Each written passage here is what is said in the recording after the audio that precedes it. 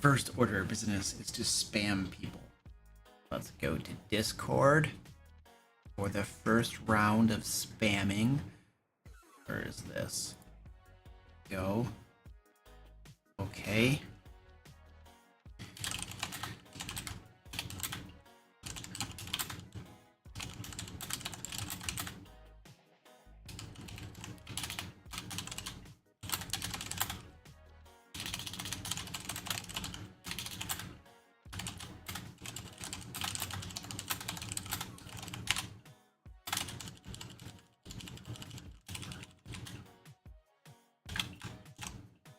That. Sweet. Woo! Alright. Oh. Alright, that spam has gone out. Let's go. We should probably do Twitter. People use Twitter. I keep pushing the wrong buttons. Let's go faster if I click the right buttons. Alright, hold on. Social media platforms. Twitter. Cool. Let's do it right there. Oh, it looks like somebody is dropping the mail off at the post office and getting ice cream. You all want anything? Okay, well we have a quitter. We could ask somebody on Twitter to get us something while they're out and about. Cool. I wonder if that'll work. Anyway, okay, let's do our spam.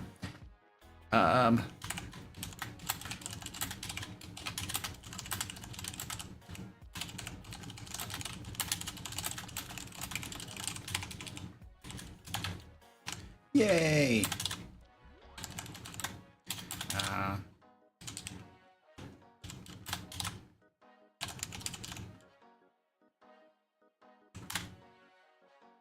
That should do it. That should do it. Tweet that sucker. What do you guys want? What should we get? Oh, where's my chat? I forgot to put my chat up. What should we ask her to get us? There's this person on Twitter who's asking if we want to get anything. So let me know in chat what we should ask her to get us while she's out and about. I gotta open up my chat window. Where is this sucker? Come on, baby. I know it's in here. There it is. Chat. All right, cool. All right, cool. What am I gonna ask this person to get us? Hey, hello. See lots of friendly folks here. Cool. What's up, Penguin and Goliath and Tashio and Laval and Yoshi and Sarah and Dreams Gotham and Ghost Party and Lawless Glory and Ed Saki and Dice Goblin and Drake and Zutek and Mr. Bug Rug II and Henrik and Jonathan. Hello. How you doing? Bacon? Get us bacon? Okay. I'm gonna tell her right now. All right. This is somebody I follow apparently on Twitter. Okay, hold on. Okay, let's go. Actually, you should probably see my screen as I reply to her. Hold on a second. Let's go over. Let's show my screen. How do I do this? I'm a pro. Monitor center. Okay, here we go. You should see this now. Okay, cool. Here we go. I'm replying to her right now. You can go find her too. And just respond to her. Just respond to her. She's at the Hype Goblin on Twitter. We're having fun tonight. Just go find her on Twitter and respond to her and tell her what you want her to pick up from the store. Okay? I'm responding to her right now. I just asked my live stream, and these are the current requests. We had bacon. What else do people want? Bacon, Rocky Road. Okay, Rocky Road, ice cream. What else? New dice. Okay, new dice. New dice. Any color of dice you want? What color? Pink dice. You want some pink dice? Who wanted the dice? Alice, what color dice you want? Kelly Penders, hello. How you doing? Any flavor of dice?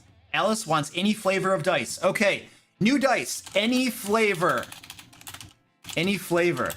These are for Alice, by the way. Okay, cool. Who else? Lawless Glory says, I wanted to say thanks, Luke. A while back, you gave me the advice to promote a group leader and implement a timer for my indecisive group, and it was well received and has definitely improved our game. Awesome. Thank you, dude. I'm happy to hear that worked for you. I know that's super frustrating when they can't make a decision, so I'm glad that worked, dude. Dice come in different flavors. Apparently, Alice says that they do. It looks like Alice is from the UK though, based upon the spelling of flavor. So they might work things differently in the UK. Alice, if you have flavored dice in the UK, you need to share, okay? That's all I want to say about that. Doritos and Dew, okay? Doritos and Dew. What else do we have? Water from the Dead Sea. Okay, water from the Dead Sea. All right, what else we got going on here? I'm gonna, hey, Mary. Well, I mean, that sucks you have a broken hand, but I'm glad you can be at the stream. It's gonna be fun. But you're getting paid. That works. But except workers' comp gives you what, like 80% of your base salary or something, so it's not like the full deal. So that still sucks. Unicorn Spit is the dice that I saw. Oh, that sounds good. No, we don't have flavored dice. Do we have flavored dice? Pizza flavored? What? You guys are crazy. Okay, anyway. Oh, fresh steak from the butcher. Okay. Fresh steak from the butcher. Okay, cool. That's what I'm sending her. There we go. I just responded to her. Well, I don't know what we're gonna get, guys, but she's gonna get us something, and then we'll all be happy. We'll be grateful, right? The stream hasn't started yet, by the way. I gotta get my coffee. Excuse me.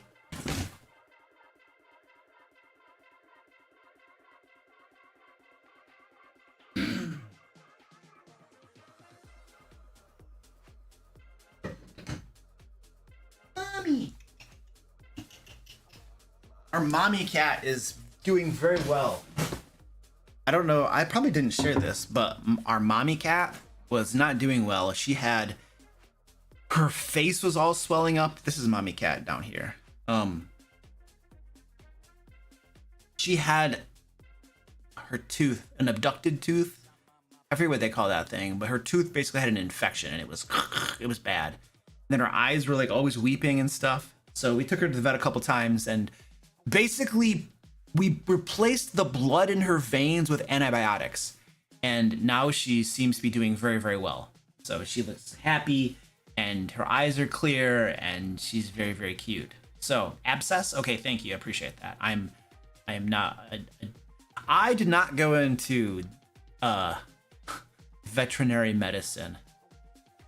So I just make crap up. Yeah, she's doing better, Eva, though. She's doing a whole lot better. I would pick her up and show you, but she does not like getting picked up, so I'm going to spare her that experience. If it was Squeaky, I'd just pick his fat butt up and put him on the desk. She's down here bugging me, wants attention, though. All right, I need to sip some coffee. All right, anyway, we've put her with that in. Okay, what are we going to do here? I think we're going to start the stream then. Let's start the stream.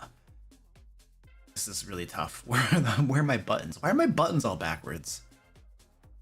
Because sometimes I have it over. Yeah, it's all messed up. All right. You see, I take a week off, and this is what happens. All right.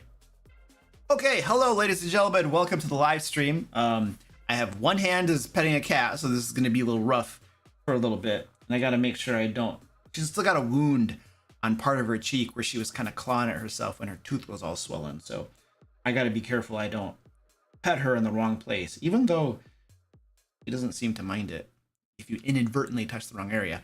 But tonight we're doing Q&A live stream, so basically you ask questions, I answer your questions. It's going to be beautiful. And what else do I need to say? Well, let's start off with talking about our Kickstarter that's coming up.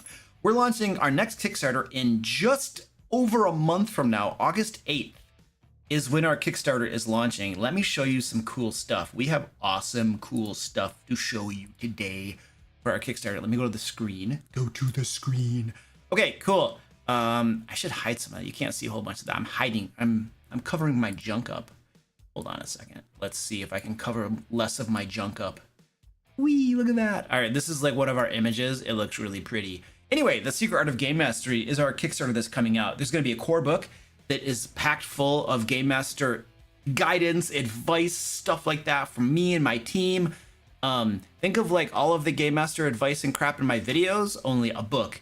And it's not just for like fantasy genre and D&D and stuff, it's for like any genre. We made this so that this book would help anybody no matter what game you're running.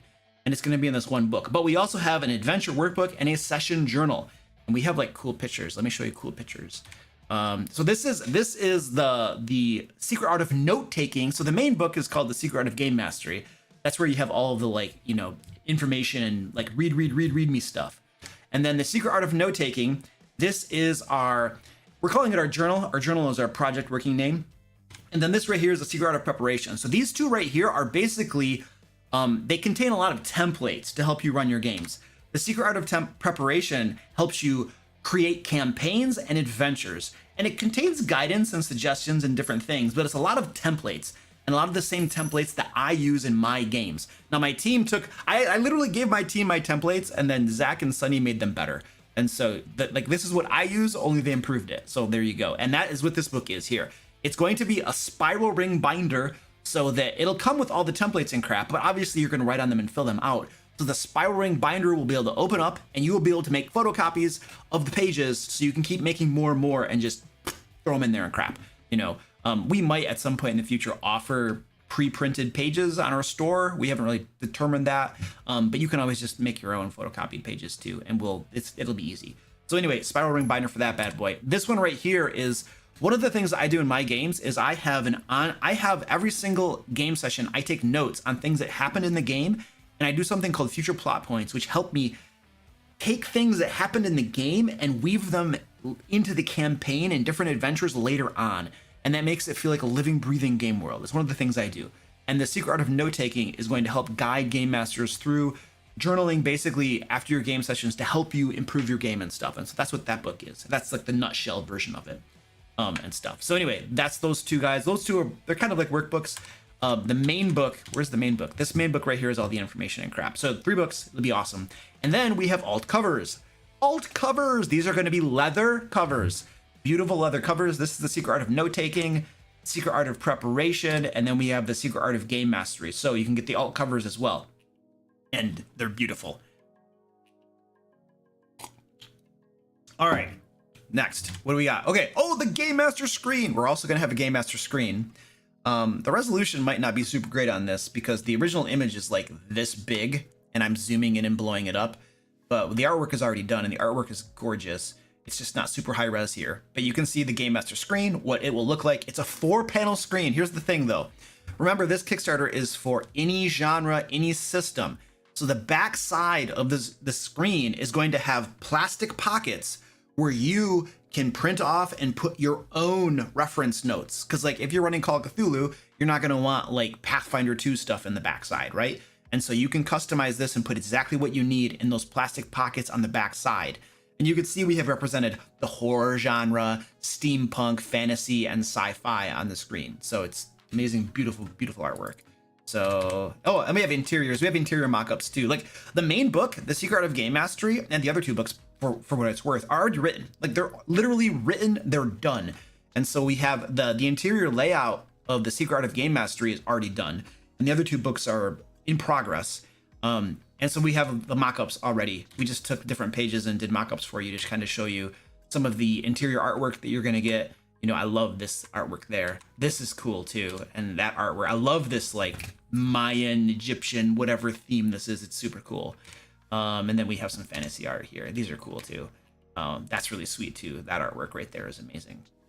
So really cool stuff. So those are some interiors, so you can kind of see all that kind of stuff. So it's gonna be really cool. So there you go. There's your big, massive. There should be a link down in the description. There you go. There's a link in the description. There's a link in the chat where you guys can go follow the project and get notified when it goes live. It'll be launching August 8th. And here's the thing, you guys. This thing, we're gonna have some early bird specials the first few days where you're gonna be able to save crap tons of money. We're gonna bundle together several, like the 3 books plus the Game Master screen, and you're gonna be able to get big, massive discounts. It's gonna be really, really cool, but only if you back it within the first, it's like 2 or 3 days. I don't know, Zach, he's the project manager for this project. He knows more than I do. I defer to him, but it's like 3 days or something. So you definitely want to like go follow it, and then if you want to back it and get cool crap, do it quickly at the beginning because you're gonna get a big deal. There you go. So there's my pluggy thing. Let's see what else I got to do here. We have a giveaway going on. The giveaway today is hard copy, signed hard copy of Into the Fae. I have a whole bunch of these things in my garage Yeah, I just need people to enter the giveaways and win these books, and then I will send you these books, and they're signed. They're from our first print run from our original Kickstarter, and giving books away, signed copies. So you just got to enter the giveaway. It's free. We will draw the winner at the end of this live stream. And no, there are no late bird specials, Simpaticos. We don't do late bird specials in Kickstarter world. You have to understand the reason. I'll just level it for all of you. The reason everybody does early bird specials on Kickstarter, or they'll do like day one pledge bonuses and stuff. The reason people do those things is that the way Kickstarters work and the algorithm works, it's a game. It's a big, huge game. And essentially, the more backers you get quickly on your project, the greater, literally, the greater your chances are of having your project just go bananas. And so everybody's trying to get as many backers as possible right away when their Kickstarter just launches. In the first day or two, you want to get as many backers as possible because that gives you good algorithm mojo. It causes Kickstarter's algorithm to promote you and put you out to other people. You know, there are some people that won't back a project until they see a lot of people already backing it. So it's a psychological effect. You know, it's what do they call that? There's a name for that. Social proof is the name. So there's a lot of reasons that every Kickstarter you see, almost all of them have early bird specials, first day backer bonus things that you get. You know, they all do this thing because that's the game we're playing. You know, and so that's why you get early bird specials. You do not get late bird specials. So sorry, Simpaticos. You gotta play the game along with everybody else. If you have to play a game, play to win, man. Right? You know that. Simpaticos' character died on Sunday in our game too. But he got resurrected. So he's okay. Yeah. All right, so that's like, you know, that's how the bacon and sausage, that's how the bacon is made right there. All right, we just got to do some shout outs for our wonderful patrons, and then we're going to jump into the Q&A. Where's my buttons? All right, sweet. So all of these wonderful, amazing people right here you see on screen are our awesome patrons. They help support the content that we create. We have tons of free content, free Dungeon Master, Game Master content that you can use in your games over on the dmlair.com. These folks all help foot the bill for that. They also help, I have 2 full-time staff. They help provide the salaries for the people that do the work for me, and the freelancers and the cartographers also that we pay to create all of our wonderful projects. We have editors, we have layout folks, graphic designers, like these people on screen you see right here help pay all of those people and make everybody happy so that they keep working and we have something to give you all. And they also help, you know, with Lair magazine, which is our premium publication that comes out every month for our patrons. By the way, this month's issue of Lair magazine just came out today. You can get it. It is amazing. Oh, this is a full screen. Okay, so we now have, so I've been talking about Lair magazine for both 5th edition and Pathfinder 2, and now Lair magazine, so the Pathfinder 2 version is now our full worked up PDF layout. It is the real deal. Before, I was just giving you the PF2 version as like basically Word documents exported as a PDF. They did not look pretty at all, but we were just trying to get content to you guys as quickly as possible. Now our PF2 content is top notch. It's beautiful. It is amazing. So the $15 tier right now will get both our 5th edition content for Lair magazine and our PF2 content for Lair magazine. In the future, we're going to be splitting those tiers up a little bit because it is expensive and time consuming to create content for both of those. And so what we're going to do is we're going to give patrons an option in the future, which one they want to get, right? And there'll be a tier for patrons who want to get both, obviously, as well. But right now, for this month, you can get both of them, $15 tier, and they're super beautiful. We have free trials also. So you can go on, get a $15 free trial, pay nothing, check out the content, and then if you don't like it, you can just cancel and you don't pay anything, right? And then if you do like the content, you think it's cool, well, then you can just not cancel, you know, and then keep getting more awesome content each month you can use in your games. So anyway, I just had to tell you because literally we released that stuff today and it's super cool. All right, now we're going to continue. I have to read these names in red. These patrons here bribe me to read their names off. They literally give me more money. And one of their benefits is to get their names read on the stream. So I'm going to do that now. All right. Adam B, Alex S, Alexander O, Alexis S, Amanda W, Ambers, Andrew P, Angelique K, Art Soccer. Where's my button? Oh no! Where'd my stuff go? Hold on, I just had a meltdown. All right, I'm good. Arutha, Ashley, Black Wolf 5, Brandon A, Brian O, Cat Cack, Chedef, Chad K, Christine B, Christopher G, Clay W, Colin W, Contrary Gravy, Dan S, Daz What Up, David S, David W, Derek E, Dominic S, Don D, Doug, Duty K, Dungeon of Terra, Dutch, Ed R, Edward B, Edward L, Imfrabo, and Dorian72, Eric B, Flux, Forest Brew, Gamion, Gene A, Generic Throwaway, Goliath Cleric, Greg P,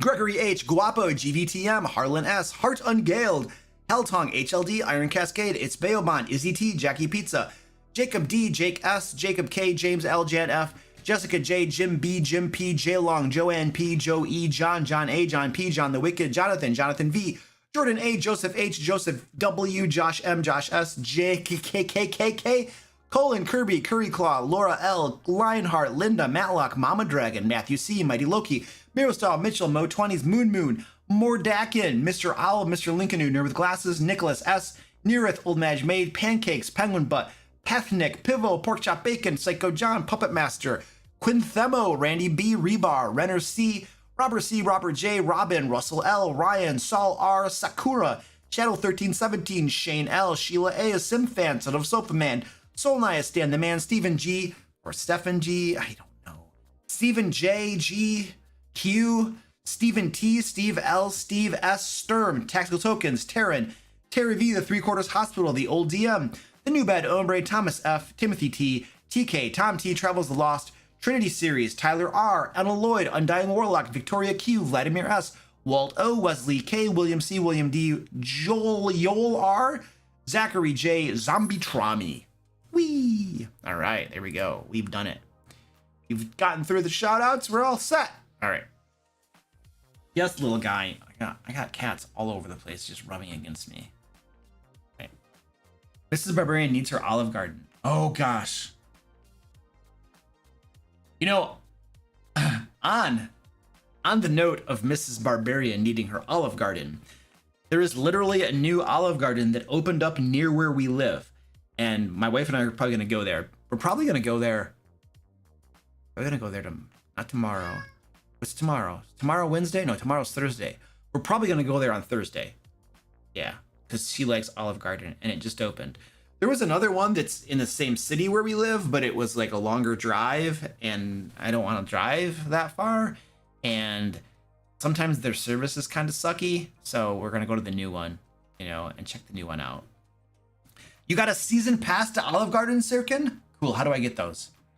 How do I get a season pass to Olive Garden? And when does the Olive Garden season start? Sirken, you got to tell me what's up, dude. I got to get hooked up with this. Unless it's too expensive, then I can't get that. I'm not gonna get. If the season pass is reasonable to Olive Garden, then I'll do that. But that's it. I actually don't like Olive Garden. My gripe with Olive Garden is that it's so bad for you. It's just pasta and grease.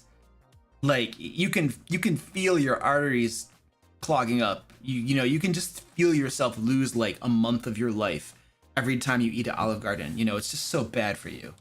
But the salad is good. We like their salad. All right, let's do questions now.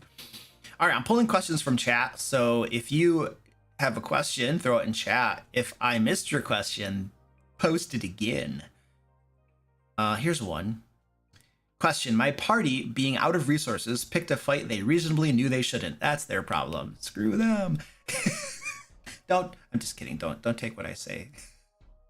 I hadn't planned this, and it was at the end of the session. How should I proceed next time? Okay, cool. Yeah, they're screwed. So I'm not gonna look at if they knew.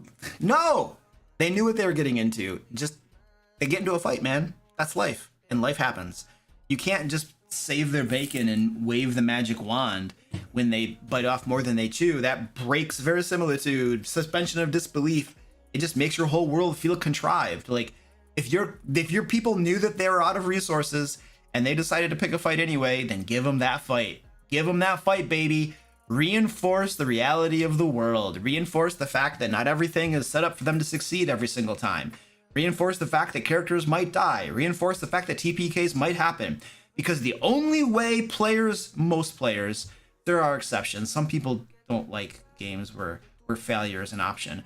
But in most games, when you can't lose, when death is not an option, the game sucks. The game sucks. Like, I don't know. Like, whoever's old remembers the days of like Super NES, and when you had, there was like a game genie that you would hook your cartridges up to, and you could put cheat codes in. And some of these cheat codes made you invincible, where you couldn't lose. As soon as you used that cheat code, the game became pointless. You couldn't die anymore, you couldn't lose, and it was just, there was no excitement. I mean, you might still play it through just to get to the end to know what happened and stuff, depending on what kind of game it is. But once you couldn't die, the game lost all meaning whatsoever. And I feel like the same way is with role-playing games, like D&D or Pathfinder 2 or Call of Cthulhu. Like, when there's no threat and there's no challenge and you know you're always going to win, the game becomes pointless. Like, you know, it's just like, oh, we're always just going to win. It doesn't matter what we do. It doesn't matter what decisions we make. It doesn't matter what the dice say. It's just going to win. And it just loses all meaning to me. Now, not everybody feels that way. There are some people, for whatever reason, they just want to play the game even if they know that it's all rigged and contrived. And so, but I would say that don't let them fight a real encounter where there's a possibility of defeat. And that possibility of defeat might be high because they're not prepared for it and they're low on resources. That's on them. They made that decision. They made the bed, let them sleep in it. I don't pull punches in my groups when players make dumb decisions. In fact, most of the times when people die or they TPK, it's because they made a dumb decision. Most of the time, not always. Sometimes bad crap happens. We were in a Pathfinder 2 game this last Sunday, and the game session is going to come out tomorrow morning on my YouTube channel right here if you want to watch it. But one of the characters died, and they didn't make any bad decisions. I don't think they didn't make any bad decisions. They just went against some really powerful enemies. We were playing Pathfinder 2, and there was a group of level 3s, and there were 5 level 3 characters, and they went against 2 gibbering mouthers. And gibbering mouthers in Pathfinder 2 are nasty. They're kind of nasty in 5th edition, but they're really nasty in Pathfinder 2. They were mulching my players up. Their characters were just like hit points, mostly depleted. I think I rolled a crit or 2. Oh my gosh, those crits just go nutso in Pathfinder 2. So they were a couple of them were getting really toasted, and then one of them, Sympathicos' character, bit the dust and just got dead over dead. So but I don't think they made any bad decisions. I think it was a tough encounter. It was a severe encounter. They were at full resources. It was a severe encounter, and it was severe. It was very, very rough.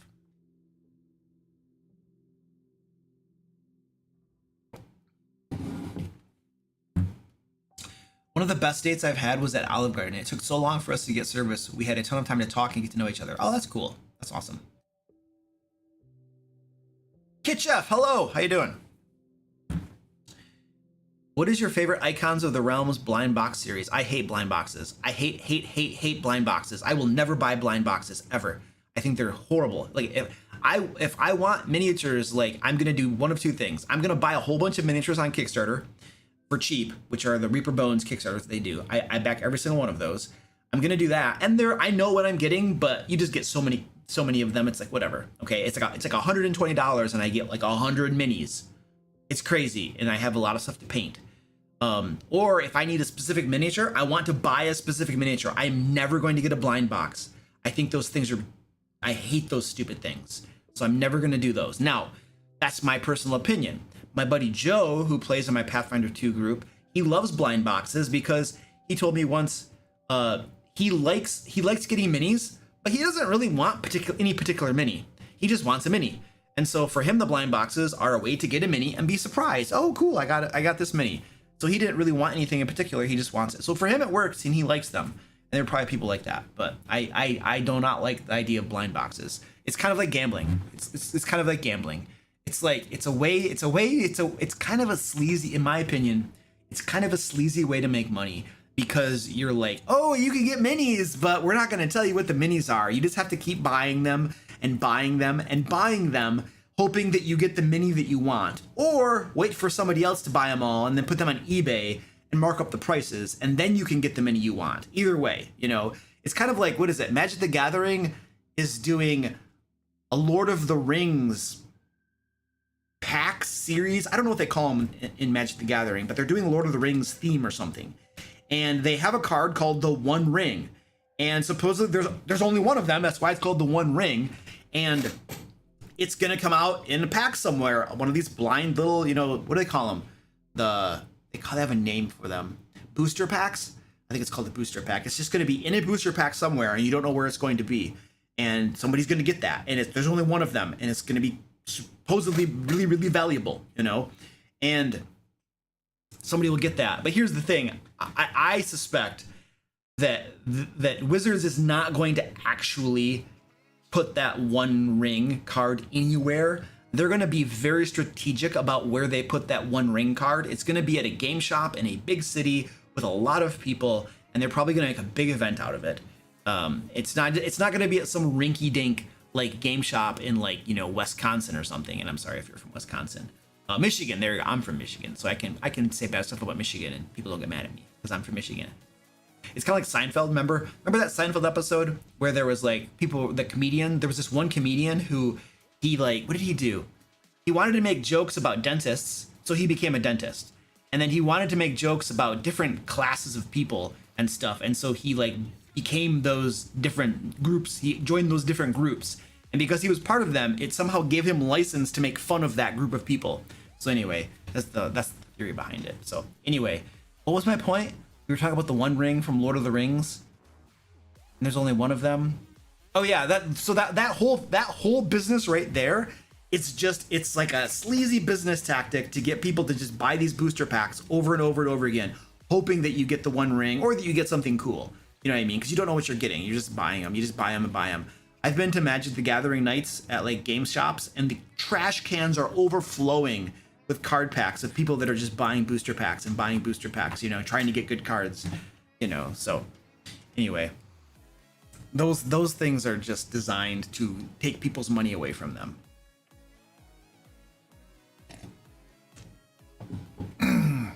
All right, I'm looking for questions. Another question.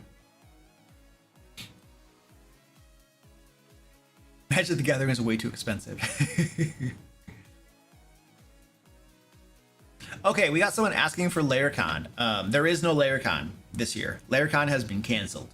I'm sorry. I bet people were probably looking forward to that. I made a post in our Discord. Basically, LairCon has been canceled because it's too expensive for us to do it, and we didn't have enough game masters to do what we were planning on doing. Essentially, what we wanted to do is we wanted to have a small convention with about 20 people there, and then we wanted to make sure that all of our game masters were like high quality, amazing game masters. And we were having trouble finding the game masters that we knew could run good games, that were tried and true tested game masters. And there were only about 3 or 4 of us. And we were looking at that convention, and each of us would have to run like 3, maybe 4 games. And that is nutso. That's bonkers. And we were like, man, this is just going to be so much work, dude. This is going to be a crazy ton amount of work. We're going to like be strung out and dead. And this convention's not going to be any fun for us, you know?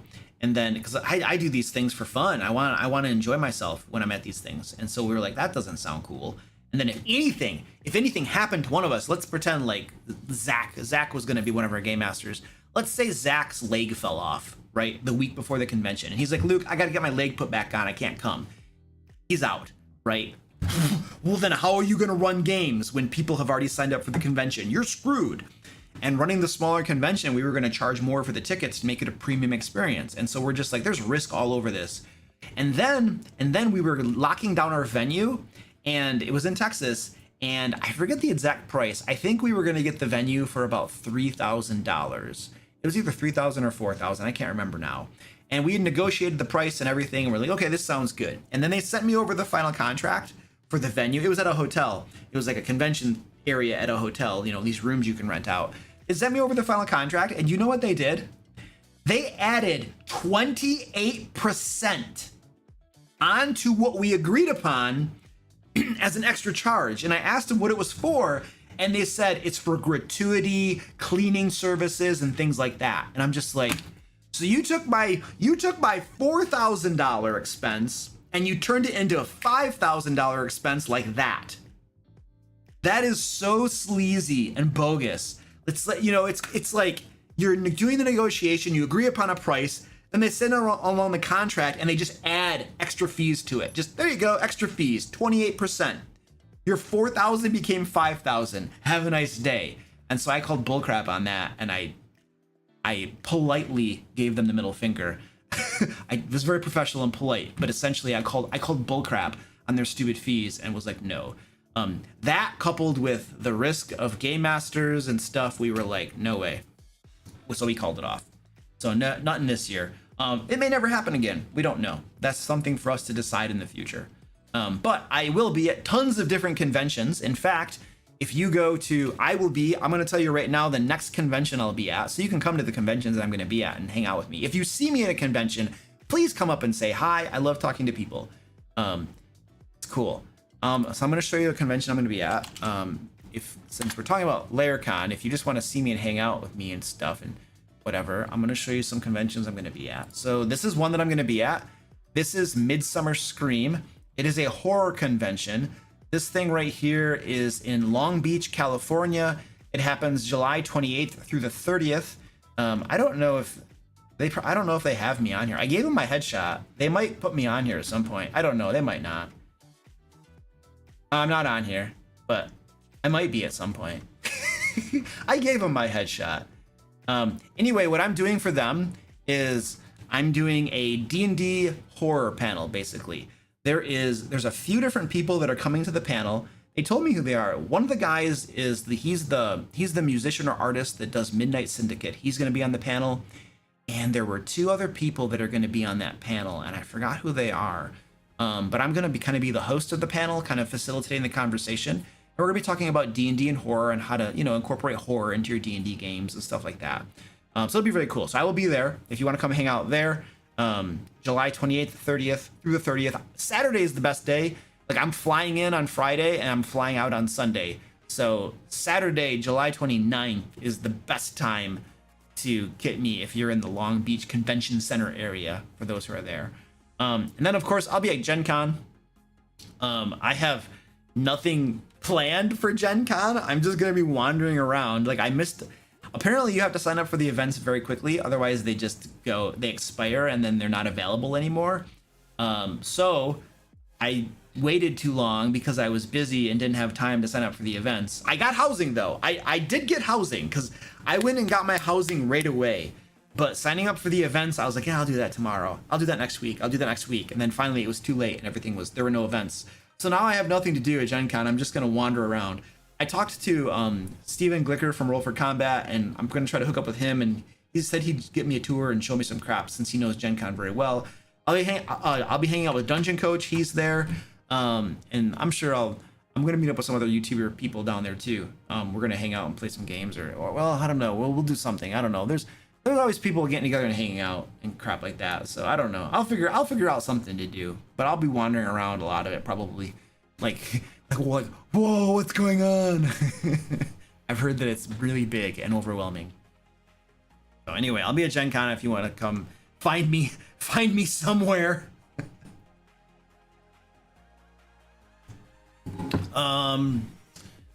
What else? What's the next convention I'm going to be at? After Gen Con. Well, after Gen Con, we have our Kickstarter, and then the Kickstarter. I think Grand Con will be the next one I'll be at. So Grand Con happens in Grand Rapids, Michigan. Grand Con. Let me find this for you. I can show you my screen.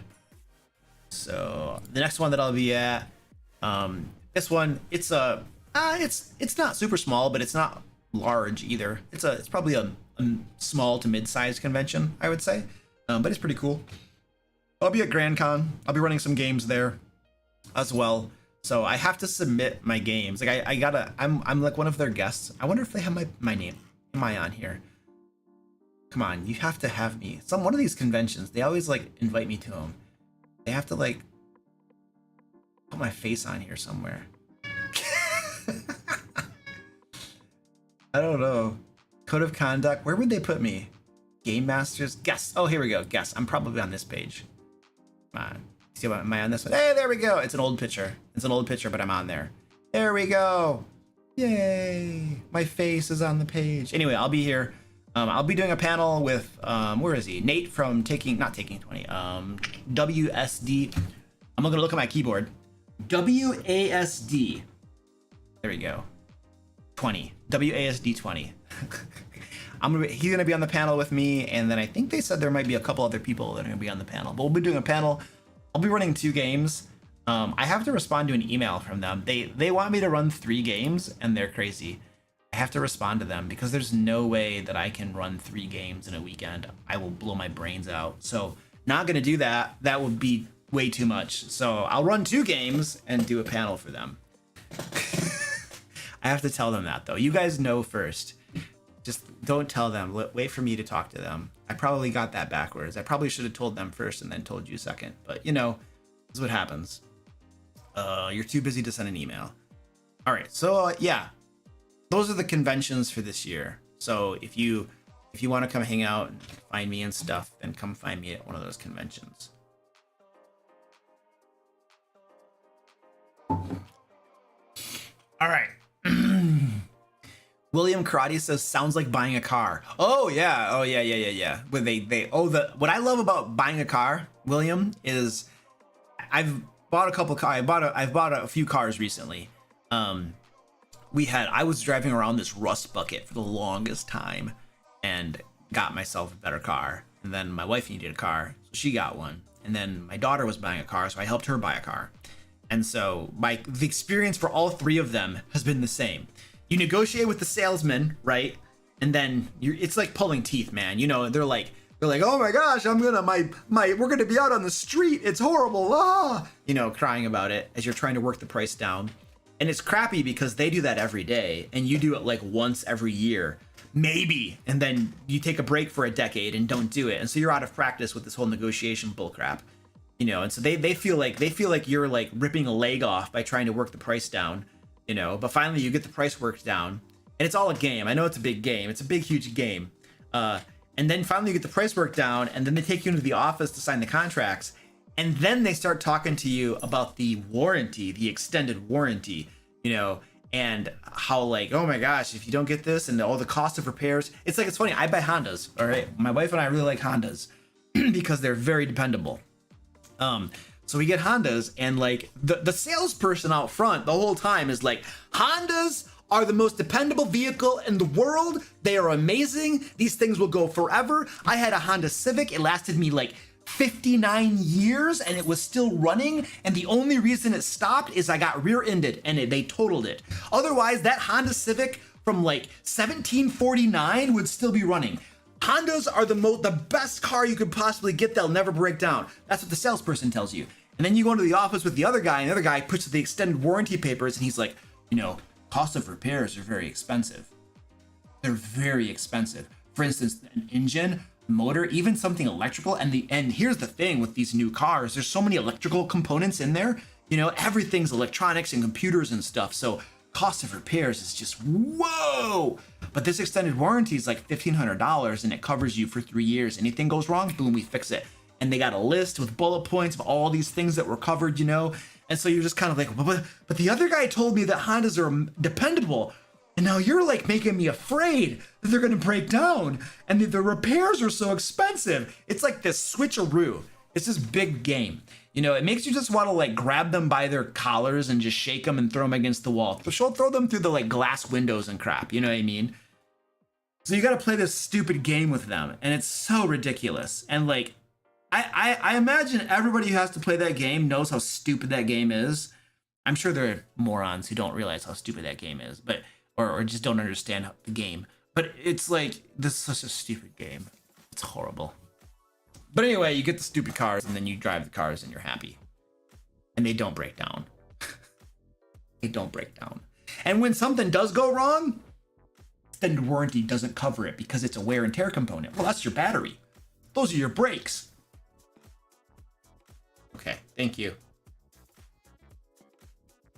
But at least you have a car, I suppose. Okay, let's keep answering questions. Yes, our Kickstarter will ship to Europe. Our Kickstarters always ship internationally. If you're in Europe, you have no worries. There are a few countries that we can't ship to because packages do not arrive. They don't arrive. They literally don't arrive. You want to go to South Africa? It won't get there. You want me to ship to the Middle East? It won't get there. There are some places in South America, Central America. It won't get there. And so, like, there are some places that we do not ship to because you will not get it. Therefore, it would almost be wrong of us to charge you and try to send stuff to you if we know you're not going to get it. So yeah, but if you're in Europe and UK, you're fine. Now you might get screwed with VAT taxes and shipping costs because that's super expensive. So you might get screwed over because governments and shipping companies just charge tons of money for things. That might screw you over. But we do ship there. It's just expensive. But you know that because if you live there, you're aware of how that works. But anyway. All right, I'm looking for questions. Mr. Short, yes, we were talking about cars. I was talking about buying cars for a second there, but I think we're done with that. Oh, we are doing a giveaway tonight, guys. There's a link to our giveaway in the chat. You should go enter it because you can get a signed copy of, this is our original Kickstarter, Into the Fae. It's a level 1 to 5 adventure module. I wrote this bad boy. There might have been other little parts of it that other people wrote, but I'm pretty sure I wrote all of this myself. Pretty sure. This happened before we got like a stable of freelancers, you know, to work on our team that write like our products and stuff. So this was written by me. And if you win the giveaway, I will sign your copy. I have an entire garage full of the very first print run of Into the Fae, and I got to get rid of these things. Actually, what I think I'm gonna do, Goliath Cleric, I was thinking about this. I don't know if you and I talked about this, but I have like 100. I think I talked with Corey about this at Crown. They're our fulfillment partner. They do all the shipping and stuff for us.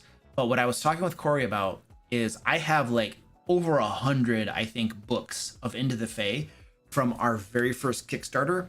And the books are like, we used our original printer, which did not do the world's best job, which is why we switched to a better printer. Now our books are amazing quality, but our first print run, the quality is not super great. So what I was thinking of doing, Zach, is putting them on our store and just giving a big discount on the books because they're not super great quality, but I'm sure some people would like a discounted book, and they probably wouldn't mind. I mean, we'd be very clear that it's like, these are, what do they call them? They usually call them like factory seconds or something like that, where it's like, it's not the best quality in the world, but you're getting a big discount. So as long as you're aware of it. So I was thinking about doing that because I have like 100 plus books in my garage that like I can't sell for full price because the print quality wasn't that great. But I want to get rid of these books. So anyway, you and I can talk. Zach is like, why are you telling me this on a live stream, Luke? The economy edition, yeah. Yes, that's a good idea, Simpaticos. Take a few of them with you to each of the cons you go to. Yeah, I could do that. Just give away some books. Hey, you want a book? Hey, you want a book? Signed by me. There you go. Yeah, that could be cool. Yeah, we can add them as an option. Factory seconds. We could just give a good discount. Like the book retails for $60, so we could sell it for like 30 or 40 or something. Give people like a big discount, and I could move those books. That would be cool. Snake into the coffee shop. The owner said, "I heard you don't like coffee, so you want tea?" Yeah, I'll take some tea. I like tea. Look at my cats. Cat cam. Cat cam. It's fighting time. The dog's just watching them. These guys are fighting. Look at this. The dog is like, what are they doing? We're killing each other. We're killing each other. Wait, what's going on over there? We're gonna kill each other. They do this a couple times every day. This exact scene happens a couple times a day in my basement. Squirty Pie is instigating, Squeaky's just waiting, and Squeaky is gonna kick her butt. Just wait, it's coming, and she's gonna cry like a baby. And then he's gonna chase after her. This happens every day. It's just, they gotta work up to it. They might be camera shy. What is your thoughts on having the wizard make his own shield guardian? Oh, well, that's the problem with D&D 5th edition. Things are not balanced. Balance is just a big flaming pile of garbage in D&D 5th edition. So here's what I would say. Oh, my wife just got home. My cats are all like, what's all that noise? So if I had a level 3 group and the wizard wants to make a shield guardian, well, that's just out of their reach. They don't have the funds or the assets to be able to even do that. They wouldn't be able to do that. It's just not possible. Once you get to probably level 12 or something, then it gets to be more possible for them to make a shield guardian. If they're like level 17 or above, well, then they definitely have the ability and the funds, the money, etc., to make a shield guardian. And so I would, at a low level game, I wouldn't allow it. And the way that I wouldn't allow it by telling them you can't do it. I would prevent them from doing it by levying attacks, right? Like the cost is too high and they just don't have the funds at low levels to be able to do it. And that's the way you prevent them from doing it at low levels. Now, by the time they get to like level 12 and they have the money, well, then that's a different deal. Level 17, the same thing. But what I would do is once they're at the high levels and they have that shield guardian, you count that as part of the when you're building your encounters, and let's say you have 5 people in your group, right? Well, the moment that they have a shield guardian, when you're calculating the challenge of their encounters, you don't just consider the 5 characters, you consider them to be 6 characters because they have a shield guardian. So you adjust all of your difficulties of your encounters to account for that shield guardian. That's how you do the game design. And that's how you adjust your encounters. Now, the players might be thinking, well, if we have a shield guardian, things are going to get easier. No, that's not the way it works. It doesn't work that way. It's like the players are like, well, we had 3 of us, so if we get a 4th player, everything will get easier. If we get a 5th player, it gets easier. If there are 10 of us, the whole game is a cakewalk. It doesn't work that way because the game master adjusts things behind the scenes to account for the number of players there are, to account for the party's power level, right? And the same thing's going to happen with the shield guardian. So those are my basic suggestions for it. A shield guardian's not that bad. It could be much worse. You could have a necromancer who wants to have like 10 summons or something stupid. That would be miserable. But having one shield guardian, as long as that person can lickety split their turns and not have it take forever, then it's not that big of a deal. It could be far worse. You could have a summon. You could have a person that's constantly summoning multiple animals. You could have a necromancer with multiple summons. Like it could get much worse. And things just bog down and gameplay becomes miserable. There's one person who thinks it's really cool because they get to control all their summons. And then you have 4 other players who are bored out of their minds because this person's always playing and their turns are so short and they have to wait forever to do anything, right? And then you have the game master whose brain is melting on the floor because they have to run a game with 10 summons, right? No, man, it's crazy. So it could be worse. Shield Guardian is infinitely preferable to some of the other things your players might want to do. So I think it would be okay, but at higher levels, right? Not when they're level 3.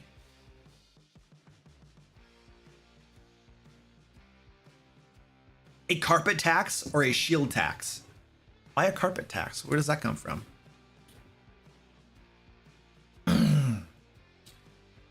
All right, the Darkhaven Company Project 2.0 says, starting DMing my first campaign on Saturday. Never played D&D before. My players are also essentially new as well. 2 brand new and 2 who played like 30 plus years ago.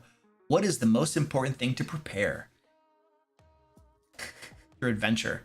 Your adventure is always the most important thing to prepare. Always. It's always the adventure. Now, everybody's going to be a little bit different. Every game master is different. And the way I run my games is different from the way other game masters are going to run their games. But the thing that I personally excel at, the thing that I would say characterizes my games more than anything else are the adventures, going on the adventures. Whether it's a dungeon or a castle or whatever it happens to be, going on an adventure in a location and encountering interesting, cool things there, talking to NPCs that might be there and fighting monsters. And so when I prep my games, I always prioritize the adventures because the adventure is the thing that takes up 80 to 90% of your game session. That's the thing you're going to be doing most of the time let's pretend it's a dungeon delve. They got to go into the sewers and clear out some kobolds that are causing problems. The standard D&D flair. Like I need to have that prepped and prepared so that when they go to do that adventure, I know I have a map. I know the different encounters there are going to be. I have a general idea of the backstory, the scenario, What are the different things that might happen in that adventure? Who the kobold boss is, what his name is, you know, what his stat block is. Like, I need to have that adventure really prepared because, like I said, it's going to take up most of the game session. And that's what I want to focus my preparation on. So you want to prioritize your preparation on what you're going to be doing in the game session and what you think is going to be like the pinnacle, the pillar of the game, right? Like, if my players are going to be going into an adventure, I'm not going to worry about like creating a bunch of NPCs in town because they're not going to be in town. I don't care, right? I'm not going to worry about creating the next town over that they might go to someday just in case they happen to go there. Like, I'm going to create the thing that I think they're going to be doing. And you also, when you're preparing as well, you said you were a new game master, so you might not know the answer to this, but eventually you're going to figure out the things that you are comfortable improvising during a game and the things that you're not comfortable improvising during a game. And the things that you're not comfortable improvising, you want to prepare those things. The things that you are comfortable improvising, well, you don't need to prepare those things. You can just improvise them during the game. And that's kind of like the golden rule of game mastering. Prepare the things that you don't want to improvise. Don't prepare the things that you can easily improvise. Let me give you an example. I'm going to show you a little bit of an adventure that I ran last Sunday for my Pathfinder 2 group. I'm going to literally give you a specific example of this. You just got to hang on tight for 2 seconds because I need to find this really quick and pull it up on the screen so that you can see it. I'm going to try not to show off information that's going to ruin it for you, Trevor, because I think you're still watching. Shouldn't show off too much. Stand by.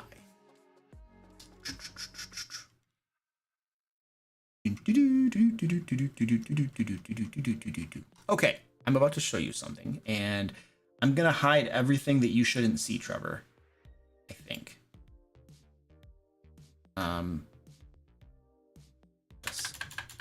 There we go. That way Trevor can't see anything.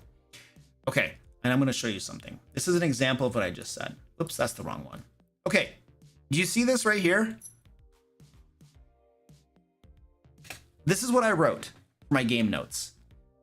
A swarm of hungry bloodseekers emerge from a stand of trees and attacks. And then I have an encounter here, designed for them. This is what I wrote in my notes. This scene right here took up probably two to 3 hours of game time, because this isn't all that happened. We didn't just have some of these bloodseekers, which are kind of like sturges from D&D. They're giant mosquitoes. I didn't just say, oh, by the way, you guys are traveling, and then all of a sudden these things come out and attack you. That's not what I did. As they were traveling, I was describing these tumor-like growths on the mountain. And they were like, oh man, what is all this crap? Before we got to that, I was the day before on day 3, I was talking about how there were carcasses that had they had been emaciated. All the juices and liquids had been sucked out of them.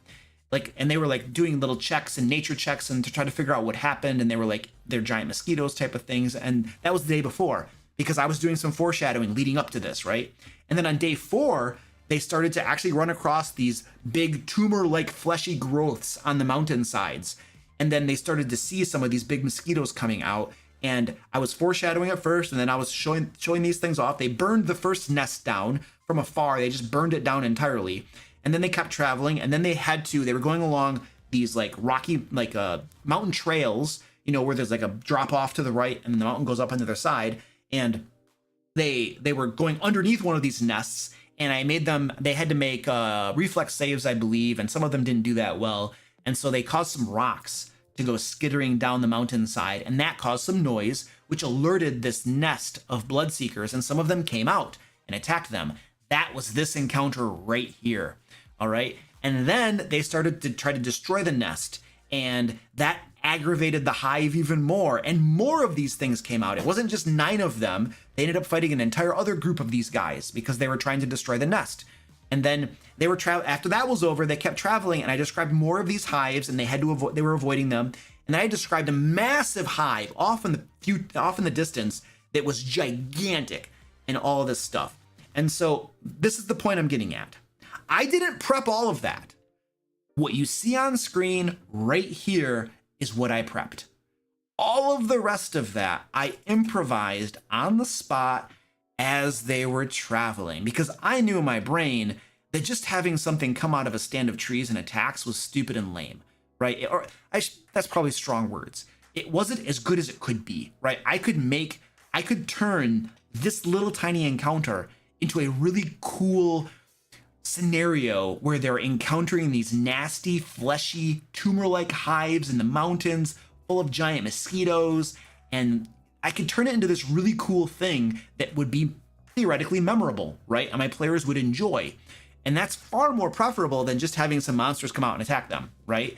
And so I knew that, and so as I was incorporating this into my game, I built it out and I improvised it so that it would be better and would be more fun for my players, right?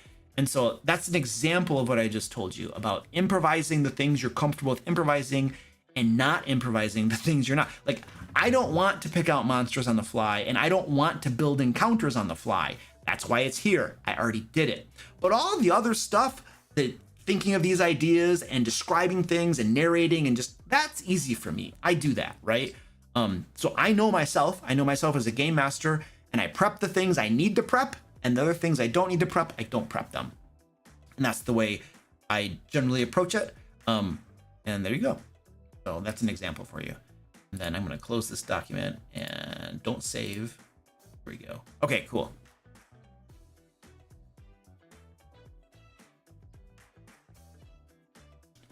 Hey, Finn Armstrong. Hello, sir. How you doing, buddy? Yes, I do remember you. I remember your name for sure. How you doing, man? Finn says, not sure if you remember me, but I used to come to all your streams a year back. It's so cool to see how the channel has grown, and also Lair magazine is fire. Thank you, dude. We actually just released Lair magazine today. Let me show you some of the interiors from Lair magazine, dude. And for anybody else who might be interested in it, Lair magazine is our premium resource that we make for patrons. It has tons of 5th edition and Pathfinder 2 content that you can use in your games. I'm gonna just pull up some of the images I have from the issue that just came out literally today. It dropped. If folks are interested in that, let me just pull up my images here. I need to find my images. All right, I'm gonna put this over here, and then I'm gonna go full screen. I have Squeaky is chewing on my leg. Thank you, Squeaky, for chewing on my leg. These are some of the interiors. And by the way, we now have, this is available for both 5th edition and Pathfinder 2. So whichever system you're running, this is for you. Come on, Squeaky, quit chewing my leg up. So these are like the interiors. This is an adventure right here. You know, we have read aloud notes, we have read aloud text. This is some of the stuff that we do in Lair magazine to make it easier for you to use. I want to show this off. This is something that I wish more publishers of content would do, because I think it makes content easier for game masters to use, both when they're prepping for their game and during their game sessions. So the read aloud text, obviously, the blue is read aloud text. Whether you read it or you paraphrase it, it doesn't matter, but it's super helpful for game masters. And then the other thing is you'll notice how in each of these areas here, it tells you the creatures that you have, but it also says, you know, blocked tunnel, it says stolen goods, it says trapped. We specifically format our adventures so that you can find things quickly that you're looking for. For instance, if there is a cabinet, there's literally going to be a paragraph that starts off with cabinet bolded, and you're going to be able to find it very quickly. So if your player is like, I go search the cabinet, you know exactly where to find it. It's not buried in a block of text where you have to parse through all the words and figure where the stuff in the cabinet is located. We have role-playing notes. This gives you guidance on how you, like, this room has bandits, a scout, and a giant frog. Well, the role-playing notes give you guidance on how to role-play those monsters, these creatures, because in our adventures, things don't just attack automatically. That's something that is a big pet peeve of mine in official published modules, whether it's, I think D&D D&D is getting better at it, what I've heard. I don't buy any of their stuff anymore, but people have been telling me that their adventures are getting better about this. But one of the things I still have seen and heard about Pathfinder 2 is that things just attack you, and that is a big pet peeve of mine. Everything doesn't just attack you when you open the door. Creatures have motivations, they have goals, they have things that they want, and they don't just attack you automatically. And so in our adventures, we have role-playing notes that tell you how the creatures are going to behave. And obviously the game master can do what they want. You tailor your game how you want to run it for your players and what your group preferences are. But this is how we at least create our adventures this way. And then the encounter notes will give you guidance on how to run the combat if battle does break out, because we know in most games people start fighting. So this is like how we format and publish our adventures to make it easier for game masters to use the content. And this methodology of doing this is something that I created and invented and have been doing for a while. I used to do this just for my own games before I even published anything. Not all the time. Sometimes I just make bullet notes. It just depends on what mood I was in. But we do it this way to help game masters. And then we have, very, very nice maps, And when you get Lair magazine too, you don't just get the marked up map, you get 4 different versions of the map. You get both high res and low res maps. And you also get gridded and non-gridded maps to make it as easy as you get everything you need, however you want to use it to throw it into your VTT, whichever VTT you happen to be using. Ooh-wee. And then just some more interior layouts for you and more maps. And then we have encounters too. This issue that came out had encounters in it. So you get an encounter map and then you get like the basics of the encounter. So it's just a standalone encounter that might happen while they're traveling. It might happen as part of something else that they're doing. This is the cover, by the way. Let's get this bigger. So on the left side, you can see the cover. Brendan Lancaster is our artist who does our covers for us. They're very, very beautiful. And then you have some interiors, just kind of a little spread of interiors for you. And then let's see, free trials available. That's because if you go to the $15 tier, which gives you like the entirety of Lair magazine, we now have free trials. So you can literally sign up, you can check out all of the content, and if you don't like it, you can just cancel and you lose nothing. You don't get charged or anything. But if you do like it and you decide to become a patron, then every month you're gonna get more of this content to use in your games. And these are some of the monsters here, the stat blocks for the monsters and stuff. And again, it's for 5th edition, and we also have a Pathfinder 2 version. All the screenshots here are from 5th edition, but the Pathfinder 2 looks very similar. It's very similar. Monster stat blocks, and then puzzles. This month we had puzzles come out. I don't know about you guys, but I'm horrible at making puzzles. Very, very bad at making puzzles. You guys, my players in my games like puzzles, especially my Ancient Dragon game. That's the patrons I run a game for. They like puzzles, and so they want me to put puzzles in the game. I'm bad at making puzzles. Do you know what I do? I literally take puzzles from Lair magazine. But what I do is, because we commission and create everything way in advance of publication, I will go to puzzles that we haven't published yet, and I will take those puzzles and I'll put them in our game, because I'm not good at puzzles, and so that's what I do. I cheat. It's not cheating. It's being smart. Yeah, you can get past issues of Lair magazine at our store as well. Zach just put a thing in the chat for you. There you go. Those are some interiors for you for Lair magazine. If you're interested, it just came out today. Eee. All right, let's get some more questions going on here. I need more coffee. I'll tell you what, I'm gonna get a quick drink of coffee here, and I'm gonna play a video of the Barbarian.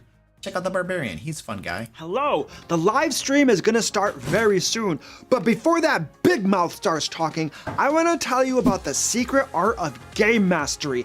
That's the next DM Lair Kickstarter. Listen, game masters are the heart of all tabletop games, because frankly, without you, there would be no game. Your players would just sit there and stare at each other, and no one would know what to do. And yet, game mastering can often be challenging and overwhelming. I know, I tried it. I'm still dealing with the trauma from that experience. But anyway, that's why the DM Lair team has taken their accumulated experience as game masters in a plethora of game systems, over 100 years of combined experience, that's a lot of finger counting, and put it all into one book, The Secret Art of Game Mastery. Whether you're a seasoned game master or a brand new one, we want to help you run amazing games for your players.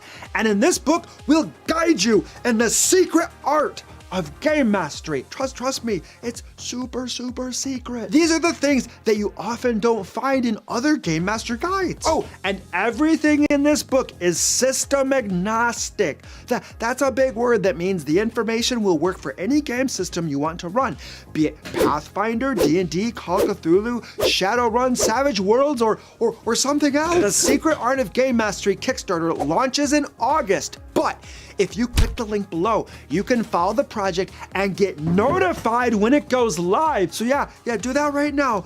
Clicky. All right, cool. It's not cheating. It's using your recourses. Yeah. It's not cheating. It's not cheating. If that were cheating, then everybody who ran modules would be cheating. It's not cheating. I just know that I suck at making puzzles, and so I use other people's puzzles. Oh, hey, we just got a stack up donation. Cool. Who donated that? My little guy wants his belly rubbed. Oh, we had a couple donations. Cool. No, just one. Puppet Master. Puppet Master, thank you for your $25 donation.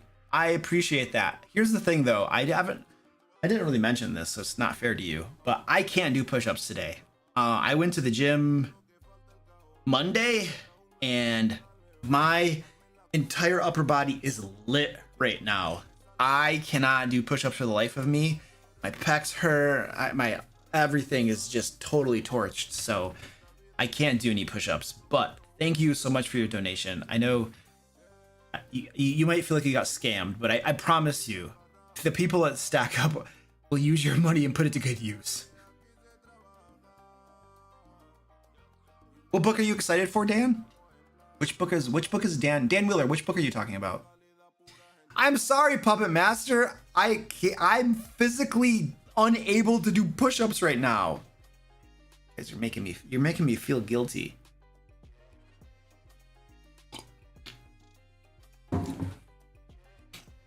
I guess we have to exchange the push-ups with a dance for today then. Oh, Kelly, if you want me to do a dance, I'll do a dance. I'll do a dance. Everybody will leave. We'll lose half of our viewers, but I can do a dance. All right, some more questions. I'll answer more questions. Just throw them in the chat. If I haven't answered your question yet, you can repeat it in the chat. It's not a problem. Also, I'm wondering, is there any spicy news in the D&D world?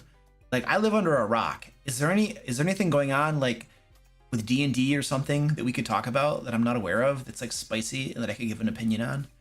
I don't know. I used to get a weekly report about D&D news stuff, but I don't think I got that today. I don't think I got it last week either. Yeah, my weekly report. Where are my weekly reports? Who sends me my weekly reports? So interesting thing about weekly reports. When I used to work for the Man, I would have to make reports every so often. And when you think that somebody doesn't use your reports, this is what you do. You stop sending them. If you think that you're wasting your time making a report, then you stop sending them. Because you don't ask for permission, you just stop sending them, because this is what happens. If the person wasn't actually using your reports, they don't say anything, and you don't have to do the work. If they were using your reports, they say something, and then you know, oh, well, they actually use them. I should just keep sending them. So I do use those reports. Baldur's Gate 3 is in the news. Yeah, hasn't Baldur's Gate 3 been in beta for like 2 years or something? That was like a thing 2 or 3 years ago.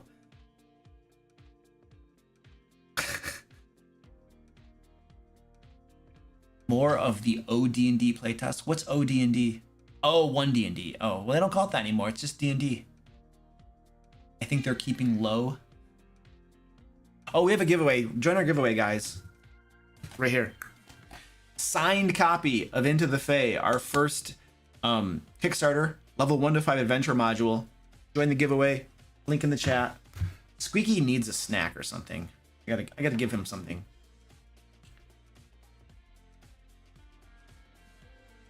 Oh, where did I get this mug?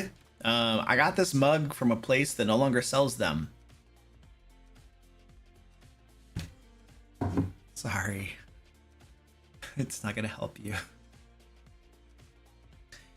William Robb, what's up, dude? Matthew says, right now we are playing a mix of online and in person. Do you have any tips for playing with a mixed group? Oh, good gravy. That's horrible. Like, I'm not saying what you're doing is bad. I just, when you have some people who are remote and some people who are in person, a remote person gets screwed. They get screwed. Like, because what happens is the people who are in person can understand and talk really fluidly with each other, but to the remote person, like in person, you can have multiple conversations going on. It's not a big deal. The remote person just gets screwed because they can't hear or understand anything. So when you have a mix like that, where some people are in person and some people are remote, then you can't allow all of the table chatter. Like you have to pretend like you're still playing everybody online, which means one person at a time talks. I think that's probably the most important thing. I have 2 tips for you if you have a mixed group. 1, the first thing is one person at a time talks, period, end of story.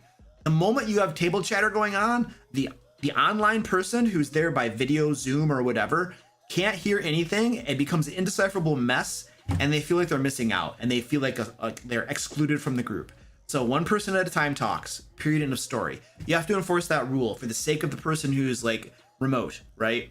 And then the other thing that I was gonna say is, don't forget about the remote person. Like this happens, right? Like you're all here, you can see each other, and the one person's on a TV screen somewhere, and you forget about them. And again, they feel like they're not part of the group and they're not actually at the game because they get overlooked and they get forgotten about, right? So one person at a time talks, don't forget about them. And then, make sure you're including them in the game and stuff. So I think those are probably the 2 things that come to my mind, first of all. I had a guy once who wanted to do that. He was like moving somewhere and he's like, I still want to be in your game, but I'd like to do it remote. And as soon as he asked that, I was like, no friggin' way. Not happening, dude. Not happening. Like, not happening. He wasn't like a good friend or anything. He was just a player, and most of us in that group actually didn't want him in that group. We didn't like him. So he asked that and I was like, but even if he had been like a good friend or something, I don't think I wouldn't have done it. For me personally, it's like, man, this is an in-person group. When you have to have somebody who's mixed and remote, it just gets rough. The logistics and everything. I'm not saying stop doing it. You do your thing. You got a thing going on. I'm just saying, for me personally, there are lots of challenges involved with that you have to work around. So it's rough. So, but those are my 2 recommendations for you.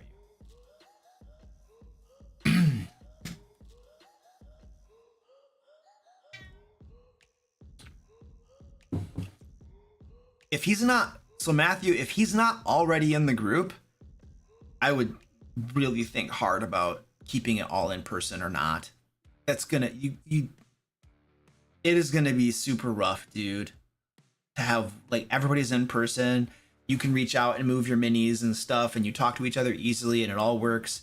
And the moment you have somebody who's remote and they're doing it, oh, dude, that changes the dynamics. It changes the group. It's gonna change how that game goes.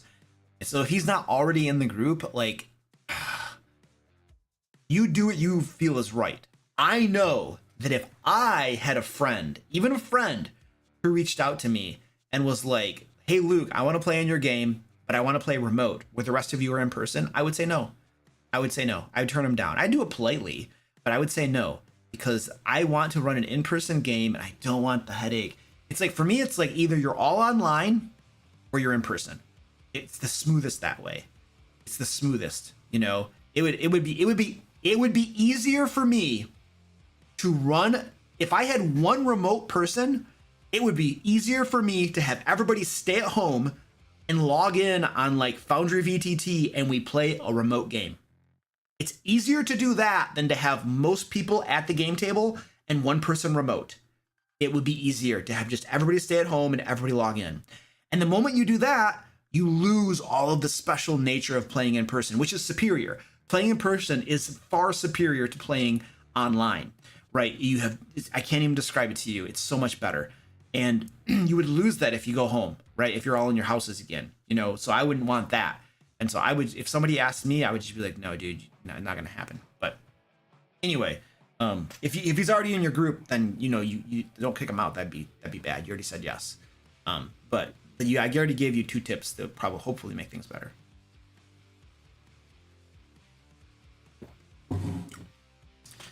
Puppet Master says, I was in a game last week that we did that, as it was a big fight. Let's just say it wasn't ideal, and he admitted this week that it was frustrating for him with only catching some of the conversations. Yeah, exactly. It doesn't work very well. It doesn't work. A remote person is going to have a inferior game experience, and the people at the table are going to have a slightly inferior game experience because of the hassle of somebody not being there. It's a logistic. It adds work. It does. I know nobody likes to say no, and we're a very polite society. Like, most of our society is very polite, and we don't want to say no, but there is sometimes it's better to tell people no. It's just better to say no. For me personally, I think that's wonderful, but that's just me. How do you do a Xanthian campaign? I don't even know what a Xanthian campaign is. I'm going to Google that right now. What is a Xanthian campaign? What is a Xanthian campaign? Xanth. Has anyone used Xanth as a campaign setting? It sounds like it's a campaign setting. I don't even know what the heck that is, so I can't answer that question. Sorry, pass. Puppet Master says you were just full of bad news for me today. I know, I'm sorry, dude. Okay, here's some questions. Let's give our. I have a couple of questions I'll answer. Let's give our cats. All right, chat. Tell me what we should do. I have cats that are gathering. Should I give them catnip or should I give them treats? Catnip or treats? What do you guys think? I have 4 cats. A couple of them are at my feet, so you can't see them. Catnip or cat treats? What should I give them? What should I give them? Cat weed.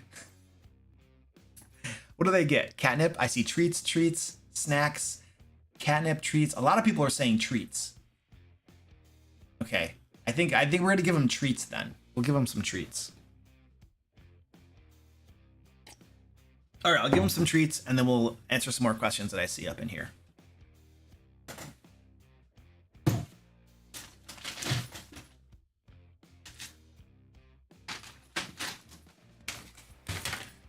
Oh, my dog woke up too. My dog needs something.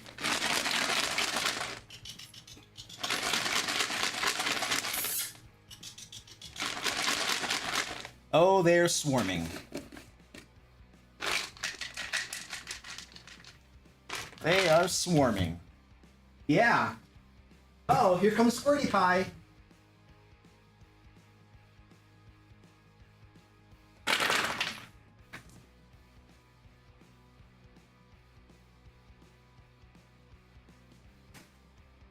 My dog is scaring my cats off. I gotta give my dog something, otherwise she's gonna freak out. I mean, she's already freaking out.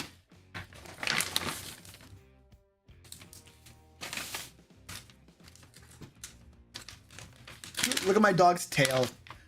Dog's tail is just wagging away. It's a blur. It's that blur in the lower right above my head right now. All right.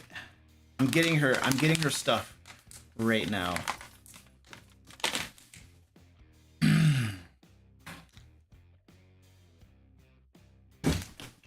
Hey, come here. Come here. Come here.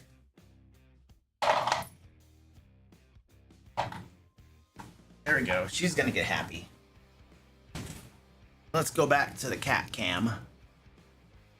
Right there. We got a cat in the box.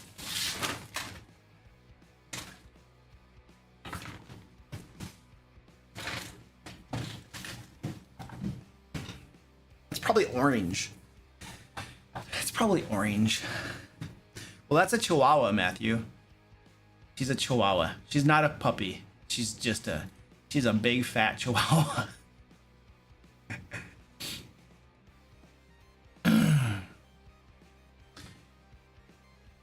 Let's see. Questions. Master says he couldn't really see the board in detail. It's with the remote person, yeah. And only catching half of what was said at best. Couldn't place the iPod down in a good spot, and moving it around was giving him vertigo. Exactly, that's the problem when you have like one remote person in your group and everybody else is in person. And that's why when I had that one player, that's one of the reasons when that one player asked me if he could be remote, I was like, no, it's not gonna happen. Besides the fact that none of us wanted to play with him anymore. All right, let's see.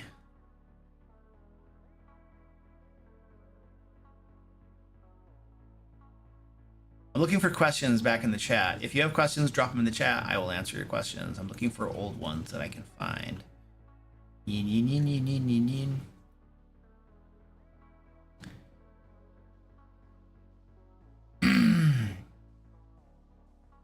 What is the level you think is good to cut players off for leveling at maximum before you feel that players just have become too powerful for you to set up reasonable encounters for? Is this a bad question? No, I don't think so. All my games go to level 20. If we're talking about D&D 5th edition, I run my games to level 20. I just do. I have never had a problem setting up encounters for them that were challenging enough. I've never had a problem because I just keep ramping it up until I hit the breaking point. You know, I just keep going until I hit it. And it means you have to increase damage of enemies or something. I mean, there are a whole bunch of different ways you can do it, you know, and you figure that out. By the time, listen, if you start running a game at level 1 and it takes you like 2 or 3 years to get to level 20, you're going to have so much experience as a game master, you're going to know what to do. You'll be able to figure it out. So you don't need to stop. You can go all the way to level 20 and you can just give them increasingly challenging things for them to deal with in their games. And I've never had a problem with that. Now, that said, I also have good players who do not try to break the game. My dog is now trying to find. She's like, I smell more. I smell it. My players don't intentionally try to do bogus bullcrap to break the game either. You know, which you can do if you're level 20 or level 17 and stuff. You could try to do crazy combinations and break the game with stupid bullcrap. There are entire YouTube channels that are dedicated to all the crazy, dumb, broken stuff that you can do in the game. And so, yeah, they could do that if they wanted to, but my players are cool dudes and they don't break the game. And so I've never had a problem with that. And if I did have a player trying to, I'm watching my dog. If I did have a player trying to break the game, then I would talk to them and shut them down, and it wouldn't happen. So I'm not really concerned about that stuff because it doesn't happen, or if they try to make it happen, I make sure it doesn't and I shut it down. All right, looking for more questions. Question: I'm a year into my first campaign as a game master. A player was given a random magic item, robe of useful items. When we rolled for patches, it ended up with a total of 2,400 gold pieces. How do I deal with this much money? How do you deal with that much money? So I don't understand what that has to do with the robe of useful items, but if you have a lot of money in the game, what are they trying to buy stuff? I mean, there's not a whole lot of stuff for them to buy at that level. Like unless what are they going to buy? D&D 5th edition is stupid. Like the economy and gold pieces and stuff in D&D 5th edition is stupid.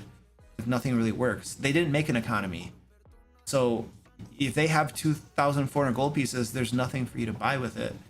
Once you buy plate armor, you can't, there's nothing really available. I'm watching my dog go crazy. Squeaky's just like, I don't care. Just leave me alone. I'm eating my snacks. So you need to, or they can buy healing potions and stuff, but you, as a game master, you have to make things available for them to actually buy with their gold a lot of times. And there are different supplements out there, I think, that people have made that give different things that people can buy with their gold. But it's not a problem. It's not a problem unless you make it a problem, because literally gold is worthless in D&D 5th edition at a certain point. So I don't know.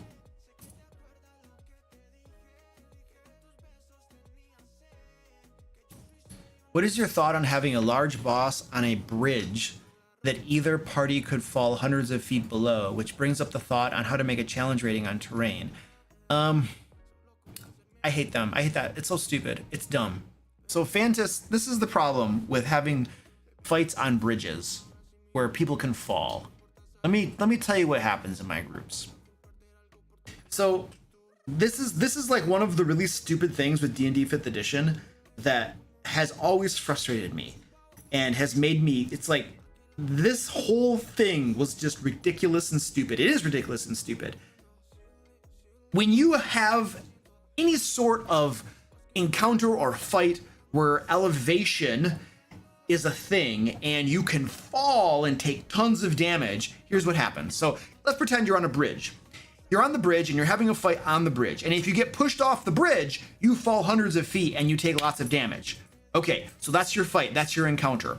In my experience, this is what I have found to be the case in 5th edition D&D.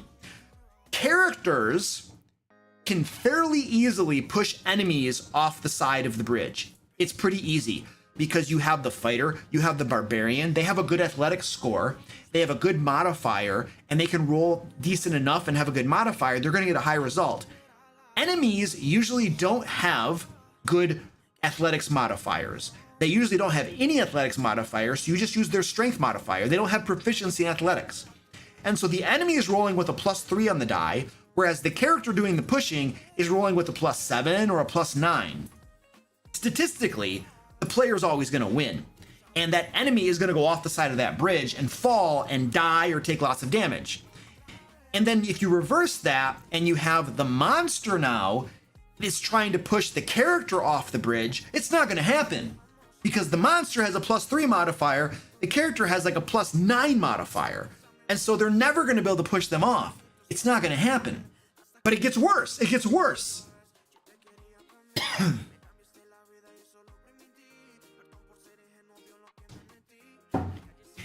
Let's pretend, for the sake of argument, that the monster actually manages to push the character off the bridge and they fall 100 feet. Ah! Okay, you got one of two things that's going to happen. One, they die. Congratulations. They died by falling off a bridge. Well, that sucked. That was heroic. That was memorable. I bet your player's going to enjoy that. Or they could just fall and take a bunch of damage because damage caps out in D&D 5th edition. So they could fall hundreds of feet and survive it and get up, and then that combat, they're going to sit the rest of the combat out because they have to climb up or find a way to get up, basically. So they're out of that combat. You might as well have cast banishment on them or put a wall of force around them so they couldn't do anything. That player is going to sit the combat out and not be able to do much, right? So that's kind of boring for them. So they either die, and that sucks, getting pushed off a bridge, or they have to sit the combat out, right? That's if the enemy succeeds. That's if the enemy succeeds. The enemy's not going to succeed. What's most likely going to happen in an encounter like that is the players are going to be pushing off the enemies from the bridge, and the enemies are all going to fall. And they're probably not going to die because damage maybe not that high, and then the enemies are going to have to climb up, and that combat is going to turn into this big slog where the enemies are taking like tons of rounds where they have to climb back up to get into the fight. So I don't know that that fight is going to be that absolutely amazing. It's like, it's one of those things that feels good on paper. In theory, it could be really cool, but in my experience, the reality of it usually isn't that fun and cool. So to improve upon that, to make that better, my suggestion would be, instead of having a fight take place on a bridge where the fall is like thousands of feet, change that. Change that so that the fall isn't that bad, it isn't that far down, and increase the stakes. Make it more interesting than just falling and taking a bunch of damage. For instance, in one of the games that I ran for patrons on my channel a few times, there was a cliff that fell hundreds of feet, and then there were kobolds that threw bombs that would explode and push them back. So what happened is if somebody got hit by one of these bombs and it pushed them back and they were going to fall off that cliff, well, first of all, they got a dexterity saving throw to grab the edge and then be able to pull themselves up on their next round. But if they didn't make that save and they actually fell, I would roll a 1d6 and that would determine how many feet they fell times 10. Roll a 2, they fell 20 feet and they land on a ledge and they take some damage, but then they can climb back up. If they fail to climb, if they roll really poorly on their athletics check, They might fall a little bit further. I roll a d6. They fell 30 more feet. They take some damage. And then every round they're trying to climb up. And if they roll well, or somebody if the party helps them and lowers a rope to them, they can climb back up. But you see, you make it a little bit more interesting and dynamic than just fall 100 feet and take a bunch of damage and sit the rest of the fight out. Now, sometimes the player might get pushed off and they roll really poorly on climbing, and then they're spending a lot of the combat really sucking it up, like I couldn't climb the cliff type of thing. But it's more interesting than just falling 300 feet and smacking it and dying. So my suggestion to you is, when you're designing an encounter, you need to consider not just what it looks like on paper, but you need to think about what would be the reality of the game experience. How would this game experience be for my players and for me if I did the thing that I'm thinking of? For instance, if you apply this to spellcasting, lots of spellcasting enemies in D&D 5th edition and other games like Pathfinder have abilities like Banishment, or Polymorph, or Wall of Force, and they can do things that essentially take a player out of the fight and make them sit on the sidelines and do nothing for the entire encounter. And that's boring. That's boring for the player. And so when I'm running my games, I think my dog needs to go outside now because now she's just freaking out on me. When I run my games, I try to think about what is the game experience going to be. So when I'm running spellcasters, I don't use Banishment. I don't use Polymorph on the characters to turn them into frogs or something, right? I tend not to use Wall of Force a whole lot, though I do partake of that one every so often. But I try to make sure that what I'm doing as a game master isn't going to exclude my players from the game and make the game undesirable for them. And so you got to think about that when you're creating your encounters and creating your games. Like, not just what it looks like on paper. I mean, just because the game designers gave you Banishment doesn't mean you use it, because it might suck. It might result in a poor game experience. And so consider those things and think about those things.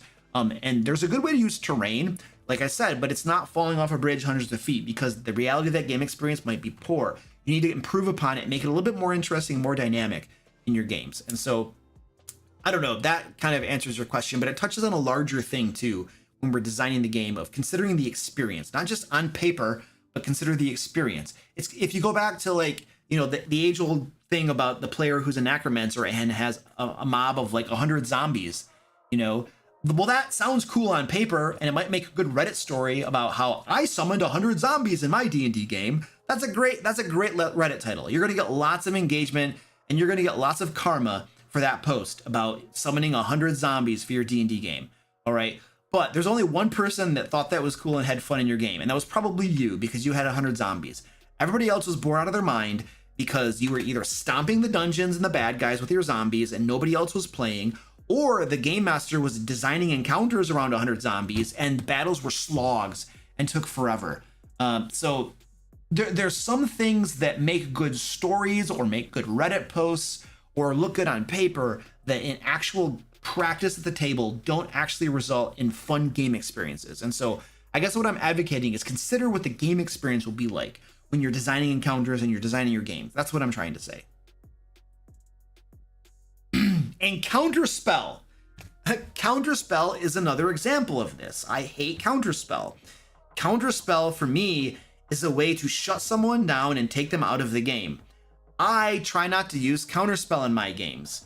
I almost never have enemies use counterspell. The exception is if I have a player who's using counterspell on me, then I will use counterspell on them, because I want them to feel what it feels like to not play the game.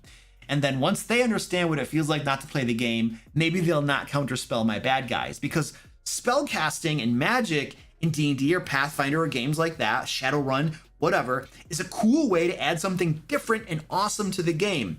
But when you counterspell it and you shut it down, you're now ripping that thing out of the game. And so I have this spoken, unspoken rule with my players that if they don't counterspell me, I won't counterspell them. Because it doesn't add anything fun to the game. It literally counterspell takes fun stuff out of the game. And so again, that falls in that greater theme of looks good on paper, sounds cool, but in actual practice, it doesn't make the game any more fun. It really just makes it more boring, right? So if I have a player who's always counterspelling me, I'm not going to use counterspell. I'm not going to cast spells. I'm literally just going to throw a bunch of melees at them and just beat the crap out of them. and we're just going to sit there and do like hit point depletion. We're going to do math instead of cool magic because I'm getting counterspelled all the time. So it's one of those things to consider about game design, right? I hate counterspell. I think it's stupid. I think it should just be ripped. I think counterspell should be taken out of the game and it should not be in the game. It's horrible. I hate it. It's one of the things I hate the most about the game. It literally is.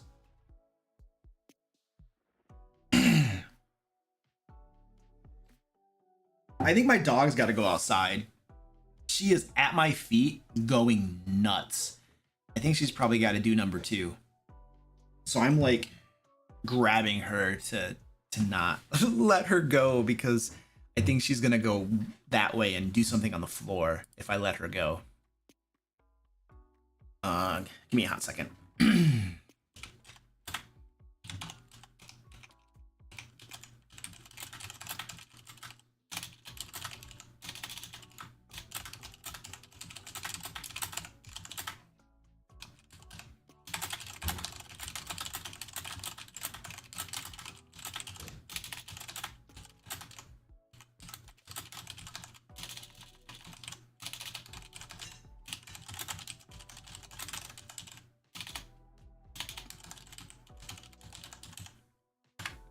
All right.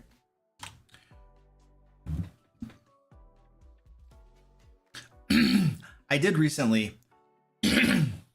I started a Pathfinder 2 game a few months ago, and one of the enemies had counterspell, and I did use it. The reason I used it is I wanted to one of the main reasons is I wanted to see how that game mechanic worked in Pathfinder 2, and the best way to learn how something works is to actually use it at the game table. And so I did use counterspell in my Pathfinder 2 game, but that was mostly because I wanted to see how that mechanic worked, and now I have a pretty good understanding of it. And so I've been meaning to tell my players, actually, I haven't actually done it, but I've been meaning to tell them that I only did that to figure out the game mechanic, and that I don't plan on using counterspell in my games against them. Yes. Tracker says counterspell equals no turn for anyone. Yeah, counterspell sucks. All right, more questions. We have about 15 minutes left, and then I'm going to take my dog out, and we're going to be done here.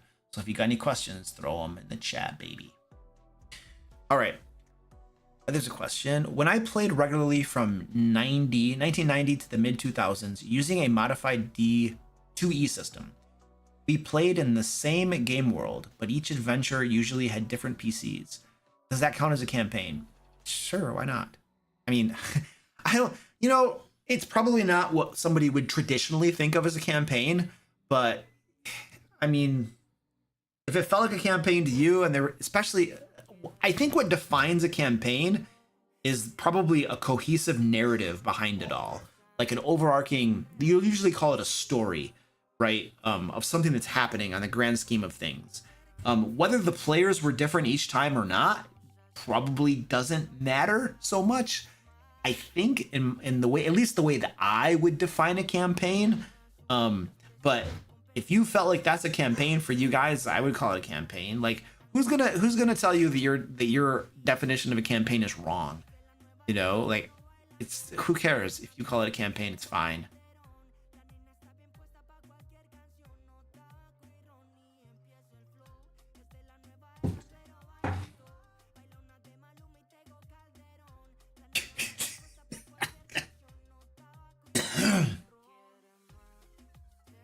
Silvery barbs. I remember that being dumb or something. All right. One of my characters is using downtime to search for the item Nolzur's Marvelous Pigments. Have you ever used that item? It looks fun for PCs, but annoying for DMs. Well, let's Google that and see what we can find. My dog is literally trying to escape to go do something bad, and I'm holding on to her so that she cannot go do something bad. I know she's about to pop. I can just tell. What was the name of that thing? Nolzur's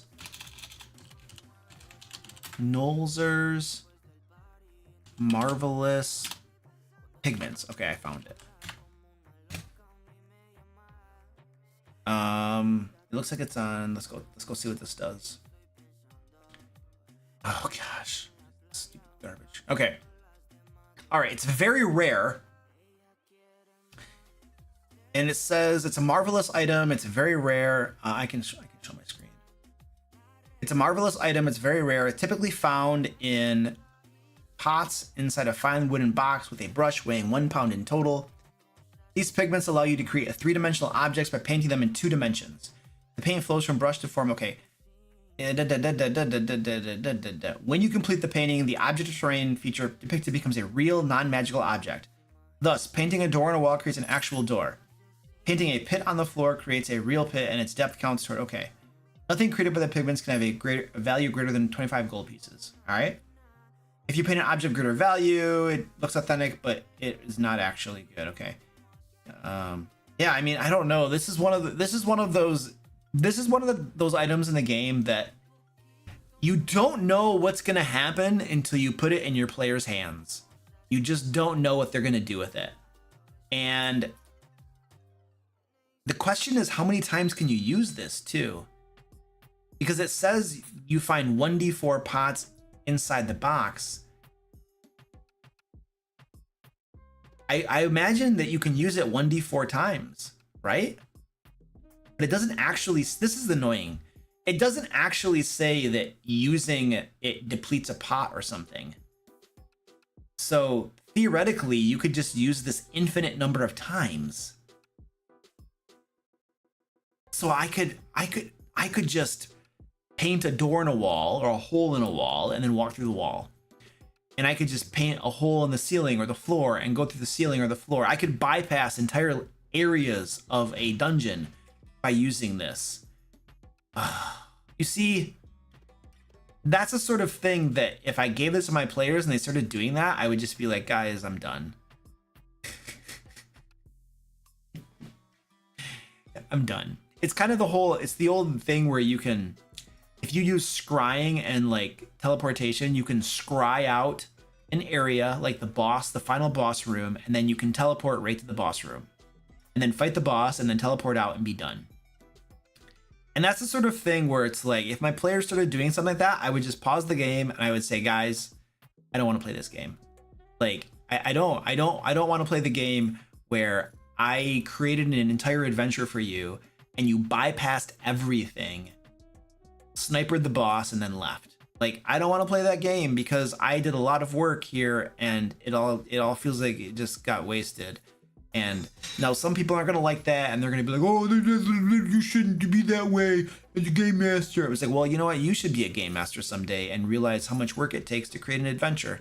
And when people are just bypassing everything and your work kind of didn't get used at all, well, that makes you do 2 things. 1, it takes away some of your motivation to even want to run the game. And 2, it makes you feel like, well, if they're going to bypass everything, I'm going to stop planning anything and I'm just going to come up with bullcrap and just make it all up on the fly. You know, I would rather have a conversation with my players and explain how I'm feeling and how I feel like it's not making the game better and that it's ruining my personal game experience. I would rather have that conversation with my players than just like lose all desire to play that game. And then probably the game stops happening and I just tell I'm too busy to run the game, guys. I'm sorry. I instead of leveling with my players and telling them how I'm feeling, I'm going to come up with some bullcrap excuse to not run the game because they're just using marvelous pigments to bypass everything, you know? So I don't know. This feels like one of those magic items where players could probably, you know, do a Google search and find ways to break the game with it. But if you have good players, they won't do that because they're going to understand that that doesn't actually make the game fun for anybody. So it's one of those things where it probably depends on your players. It depends on how things are going to go and how they're going to use it, you know. So I don't know, but you don't know what's going to happen until you give it to your players is the thing. I personally would probably say that it's a consumable. It actually has the consumable tag. So it probably can only be used 1d4 times. And each usage uses up a pot of it. And so if that's a consumable, which it seems like the tag say it's a consumable, then you get 4 uses maximum and then it's done. So the amount of breakability is going to be limited, which makes it better. But anyway, there are some basic thoughts. Each pot can cover 1,000 square feet of surface. Oh, I see. Oh, I see what you're saying. But you could still use that a lot. Then I see. I missed the part where then it gave the limit to it. But you could still use that a lot. That's a lot of stuff you could do, you know. And then you're sitting there doing math keeping track of like how much square feet something takes and how much you've used. And then if you're at a wall and you paint a tunnel on the wall, how deep does the tunnel go? Does the tunnel go like 3 miles through the wall? You know? So you paint basically 100 square feet and the tunnel is like 1,000 miles deep. And it takes you all the way down to the center of the earth or something, you know? So I don't know.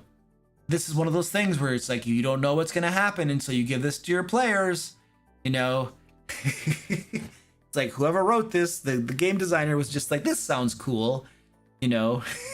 And they might not have thought this through, or maybe they did and they didn't care, because a lot of D&D 5th edition is about, a lot of the game system for D&D makes things easy for players and hard for game masters, which I think is why you have a difficult time finding game masters in 5th edition.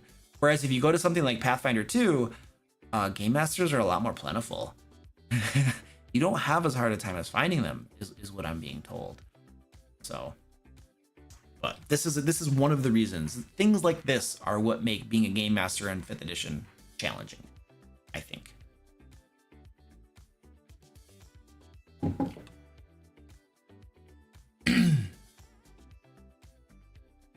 Oh, it does. It explains that, John. The depth takes away from the square feet it can affect. Oh, it does say that. All right, hold on a second.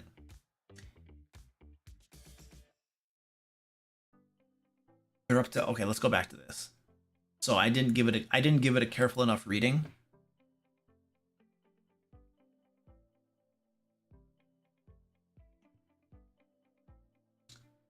Well, it doesn't say that. It doesn't necessarily say that it takes away from the depth, takes away from it. Well, it kind of does. It kind of does. It kind of does, but it's not. This isn't written as precisely as I think it should be written. It leaves some ambiguity here. I'm sure that there are people who have tweeted out there to Crawford being like, "How does this work?" You know. Oh, it does. Okay, see. Jeez. Painting on a pit on a floor creates a real pit, and its depth counts against the total area of objects you create. Okay, sweet. It was right there, and I didn't see it. Cool, thank you for clarifying. So, okay, then that actually accounts for it. Okay, there you go. So it gives you some limits and stuff. Okay, cool. Well, at least it has defined limits. There you go. But you can still do some crazy stuff with that. I guarantee you players will figure out cool, amazing, crazy, wacky things to do with that, for sure.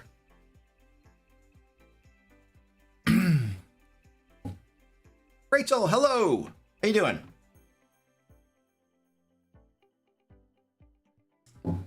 Mr. Short says, I ask because I know my players will try to find every possible way to abuse it, such as asking to make small parts and then connect them to bypass the 25 gold piece limit. Then don't give it to them. Like, seriously, if you know your players and you know that they will try to abuse and break something, don't give it to them.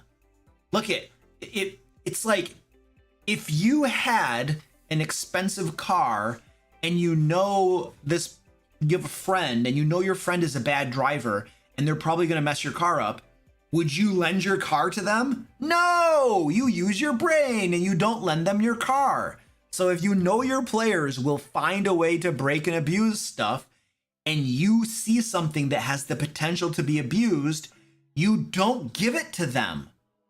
Period. End of story. And so if you have a player using their downtime to find this, they don't find it. They don't find it. It's not for sale. It can't be found. You know, that's it. You just don't allow it. Now, you might just have them spend their downtime to not find it, or you might just say, listen, I have reviewed this magic item. This is not a magic item that I'm going to allow in the game. So you can use your downtime to look for something else, but not that magic item. I probably would do that. Instead of just like stringing them along and they keep trying to find it and they keep not finding it, instead of doing that, because that seems a little bit sketch, right? I would level with them and say, listen, I read the magic item, I reviewed it. I am not comfortable allowing this in the game. That's it. And they might not like that, and they might be like, eh, but that's life, man. Because you know your players, you know they're going to abuse it. Therefore, don't allow it. Andres, hello. Says cheers from Latin America, Colombia. Bienvenidos. That's the one word I know in Spanish. Actually, I speak Spanish. Or they find a cursed version of it. Oh, they could find a cursed version of it. Yeah, that they wouldn't like that.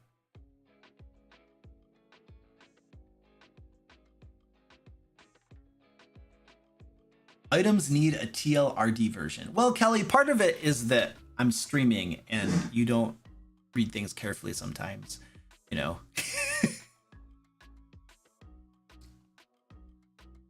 All right. I think it's time to do our giveaway. This is your last call to enter our giveaway. My dog needs to go outside. We are giving away a signed copy of Into the Fae. This is our first Kickstarter level 1 to 5 adventure module. I wrote the content. I wrote this adventure myself. It's really, really cool. It'll be signed. The winner will get that. So there should be a link in the chat where you can enter the giveaway, and I'm gonna give you a couple minutes to enter if you haven't already, and then I will draw the winner before we end tonight. And I think we had some more stack up donations. Let me give some quick shout outs. All right, beautiful. Proud to be geeky. Thank you, dude. $120 donation. And that puts us over our $3,000 mark. Thank you, man. I appreciate that. And then also we have Matthew donated $50. Thank you, dude. I appreciate that. And we're now at $3,000. Cool. Awesome. That was one of our milestones. So now everybody who has donated $25 or more will get a digital adventure bundle, a bunch of adventures you can run in your games. We got people throwing all caps in there or something. All right. What was I gonna do? Oh, I gotta do a dance. My dog is gonna poop on my floor.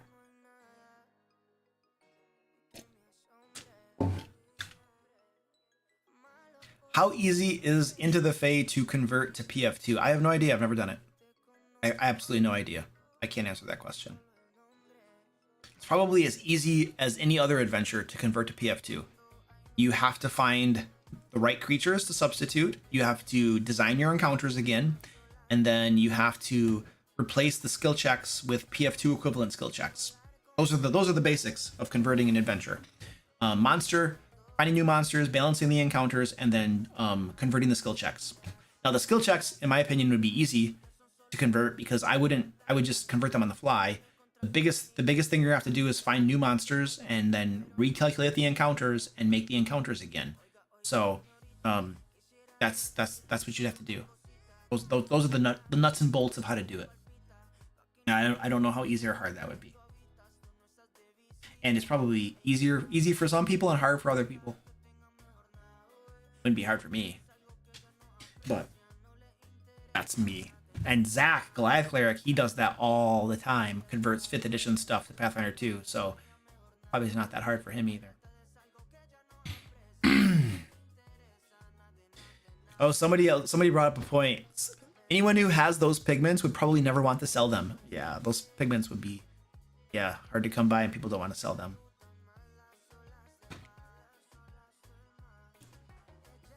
All right, we're gonna draw the giveaway.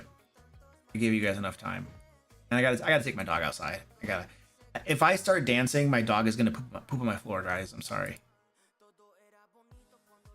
I literally got her squeezed between my legs because I need to take her outside. She's gonna do something bad. Not squeezed hard. I'm not hurting. All right, I'm drawing the winners. Whee! Here we go. Wait,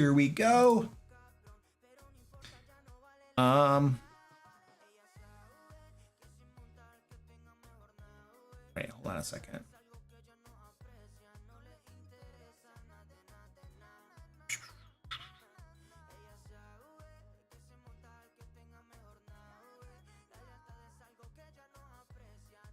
This thing's not working. Come on, let's go. Okay, here we go. we have, what is the YouTube screen name? Let's see.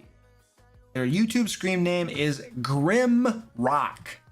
Grim Rock. Grim Rock. You have one dude. I will send you an email. We'll get you hooked up, man. All right, ladies and gentlemen. I'm gonna do a quick little dance with my dog. I'm gonna hold my dog as I dance because I think she's gonna do something very bad. And then the stream's over. So you can leave now if you don't want to see me dance. If you want to see me do a dance for everybody who donated to Stack Up, then I will do a dance right now. We've got to get my doggy. We got to get our doggy. Hello, sweetie. All right, doggy. Doggy. Come here, doggy. We gotta dance. We gotta dance, doggy. All right. Doggy dance. Doggy dance. Doggy dance time. All right. Woo! Doggy dance. Doggy dance. Doggy dance. Doggy dance. Wee! The doggy's like, I don't want to dance. Doggy dance. Doggy dance. Woo! Wee! This is my doggy dance. This is all I got. This is what I got. Yay! Yay! Woo! Wee! Woo! Wee! There we go. I don't know. I am not a good dancer. All right, ladies. I know, my poor doggy. My poor doggy's confused right now. All right, thank you for hanging out at the live stream, guys. I'm gonna take my doggy outside now. We will see you next time. I gotta put her down so I can push the buttons. All right, bye, guys. We'll see you. Next week I think I should be on. All right, bye. Oh crap, that's the wrong button. I gotta find the right button.